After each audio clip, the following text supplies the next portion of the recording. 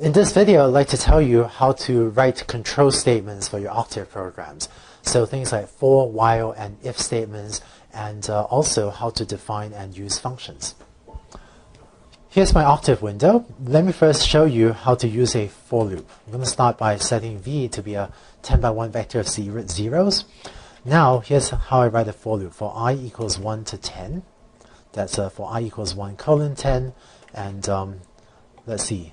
I'm going to set v of I equals 2 to the power of I. And finally, end. The white space doesn't matter, so I'm putting the spaces just to make it look nicely indented, but the spacing doesn't matter. But if I do this, then the result is that v gets set to to the power 1, to the power 2, and so on. So this is syntax for I equals 1 colon 10 that makes I loop through the values 1 through 10. And by the way, you can also do this by setting your indices equals 1 to 10. And let's look at indices. This is an array from 1 to 10. You can also write for I equals indices. And this is actually the same as for I equals 1 through 10. So you do display I end, and this will do the same thing. So that was a for loop. If you're familiar with break and continue, that's break and continue statements, you can also use those inside loops in Octave. But first, let me show you how a while loop works. So here's my vector v. Let's write a while loop. I equals 1. While I is less than or equal to 5, let's set v I equals 100 and increment I by 1. End. So this says I starts off equal to 1, and then I'm going to set vi equals 100, then increment I by 1 until I is greater than 5. And as a result of that, whereas previously v was this powers of 2 vector, I've now taken the first 5 elements of my vector and overwritten them with this value 100. So that's the syntax for a while loop. Let's do another example. I equals 1 while true. And here I want to show you how to use a break statement. Let's set v I equals 999 and I equals I plus 1. If I equals 6, break, end, end. And this is also our first use of an if statement. So I hope the logic of this makes sense. It says for I equals I equals 1 and infinite loop, while repeatedly set vi equals 1 and increment I by 1, and then once I gets up to 6, do a break, which breaks you out of the while loop. And so the effect of this should be to take the first 5 elements of this vector v and set them to 999. And yes, indeed, we've taken v and overwritten the first 5 elements with 999. So this is the syntax for if statement and for a while statement. And notice the end. We have 2 ends here. This end here ends the if statement, and the second end here ends the while statement. Now let me show you the more general syntax for how to use an if-else statement. So let's see, v1 is equal to 999. Let's set v1 equals to 2 for this example.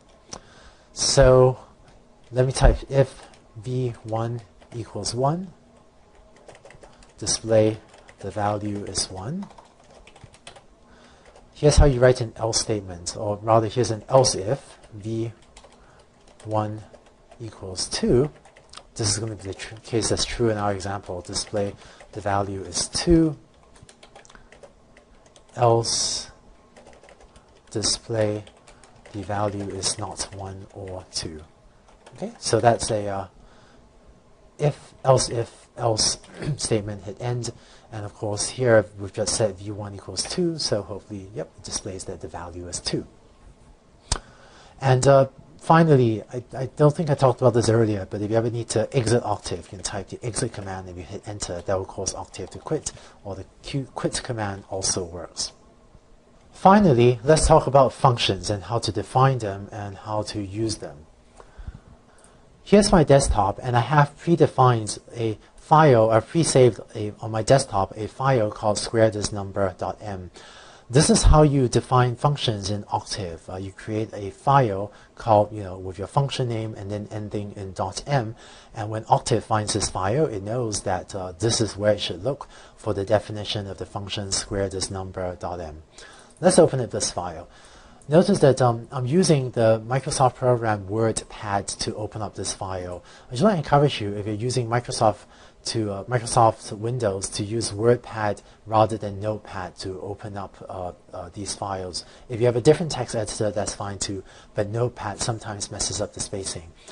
If you only have Notepad, that should work too. That could work too. But if you have WordPad as well, I would rather use that or some other text editor if you have a different text editor for editing your functions. So here's how you define a function in Octave. Let me just zoom in a little bit. And this file has just 3 lines in it. The first line says function y equals square this number x. This tells Octave that I'm going to return a value y. And I'm going to return one value, and that value is going to be saved in the variable y. And moreover, it tells Octave that this function has one argument, which is the argument x. And the way the function body is defined, if y equals x squared. So let's try to call this function square this number 5. And this actually isn't going to work. And Octave says square this number is undefined. That's because Octave doesn't know where to find this file. So as usual, let's use pwd.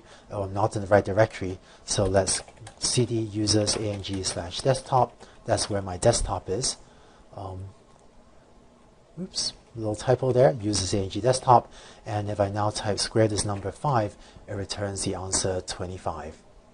As kind of an advanced feature, this is only for those of you that know what the term search path means. But so if you want to modify the Octave search path, and you could just think of this next part as advanced or optional material, only for those of you that are familiar with the concept of search paths in programming languages.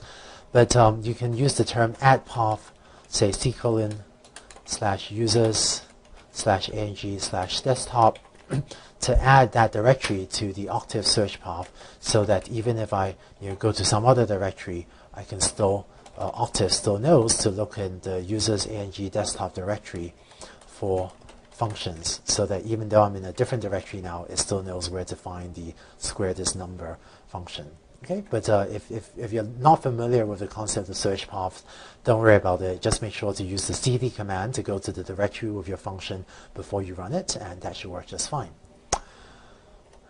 One concept that Octave has that many other programming languages don't is that it can also let you define functions that return multiple values or multiple arguments. So here's an example of that.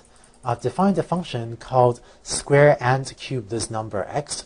And what this says is this function returns 2 values, y1 and y2. I'm going to set them as follows. y1 is squared, y2 is x cubed. And what this does is this really returns 2 numbers. So some of you, depending on what programming languages you use, if you're familiar with C, C++, Java, often we think of a function as returning just one value, but this whole the syntax in Octave lets it return multiple values. Now back in the Octave window, if I type a, b equals square and cube this number 5, then a is now equal to 25 and b is equal to the cube of 5 is equal to 125. So this is often convenient if you need to define a function that returns multiple values. Finally, I'm going to show you just one more sophisticated example of a function. Let's say I have a data set that looks like this with data points at 112233, and what I'd like to do is to define an Octave function to compute the cost function j of theta for different values of theta. First, let's put the data into Octave. So set my design matrix to be 1, 1, 1, 2, 1, 3. So this is my design matrix X with X0, the first column being the intercept term, and the second term being my the X values of my 3 training examples. And let me set Y to be 1, 2, 3 as follows, which were the Y-axis values. So let's say theta is equal to 0, semicolon 1. Here on my desktop, I've predefined this cost function j, and if I bring up the definition of that function, it looks as follows. So function j equals cost function j, input is x, y, theta. some comments specifying the inputs, and then via a few steps, set M to be the number of training examples. That's the number of rows in X. Compute the predictions. Predictions equals X times theta. And this is a comment that's wrapped around. So this is part of the preceding comment line. Compute the squared errors by taking the difference between predictions and the y values and taking element y squaring. And then finally computing the cost function j. And Octave knows that j is the value I want to return because j appeared here in the function definition. Feel free, by the way, to pause this video if you want to look at this function definition for longer and kind of make sure that you understand the different steps. But when I run it in Octave, I run j equals cost function j x, y, theta. It computes. Oops, made a typo there. It should have been capital X. It computes j equals 0 because if my data set was 1, 2, 3, 1, 2, 3, then setting theta 0 equals 0, theta 1 equals 1, this gives me exactly the 45-degree line that fits my data set perfectly. Whereas in contrast, if I set theta equals, say, 0, 0, then this hypothesis is predicting zeros on everything. This is saying theta 0 equals 0, theta 1 equals 0, and then compute the cost function, then is 2.333. And that's actually equal to 1 squared, which is my squared error on the first example, plus 2 squared, plus 3 squared, and then divided by 2m, which is 2 times number of training examples, which is indeed 2.33. And so that sanity checks that this function here is computing the correct cost function, at least in the couple examples we tried out on our simple training example.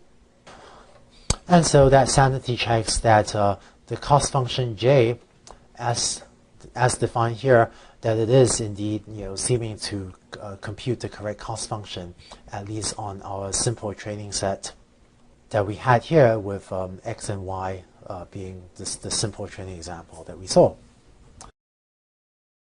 So now you know how to write control statements like for loops, while loops, and if statements in Octave, as well as how to define and use functions. In the next video, I'm going to just very quickly step you through the logistics of working on and submitting problem sets for this class, and how to use our submission system. And finally, after that, in the final Octave tutorial video, I want to tell you about vectorization, which is an idea for how to make your Octave programs run much faster.